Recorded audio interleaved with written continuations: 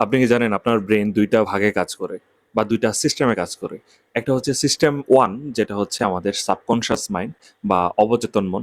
আরেকটা হচ্ছে সিস্টেম 2 যেটা হচ্ছে আমাদের কনশিয়াস মাইন্ড বা সচেতন মন। আসুন বোঝার চেষ্টা করি যে আসলে কোনটা কোন কাজ করে থাকে। এক কথায় যদি উত্তর দিতে হয় তাহলে আমি বলতে চাই যে আপনার দৈনন্দিন জীবনে যে কাজগুলো অটোমেটিক্যালি হয়ে যায়, সেই কাজগুলো করছে আপনার সাবকনশিয়াস মাইন্ড বা অবচেতন মন। আর যে কাজগুলো করতে আপনার চিন্তা করা লাগে, আপনার ভাবতে হয়, আপনার সময় নেওয়া লাগে, সেই কাজগুলো করছে আপনার সচেতন মন। ব্রেইনের 90 থেকে 95% কন্ট্রোল করে সাবকনশিয়াস মাইন্ড। আর 5 থেকে 10% আমরা কন্ট্রোল করি, সেটা হচ্ছে কনশিয়াস মাইন্ড। আপনার যদি বই পড়ার অভ্যাস থাকে তাহলে আপনি দেখবেন অনেকগুলো লাইন পড়ে ফেলছেন। পড়ার পর আপনার হুট করে মনে হলো যে আমি কি পড়লাম?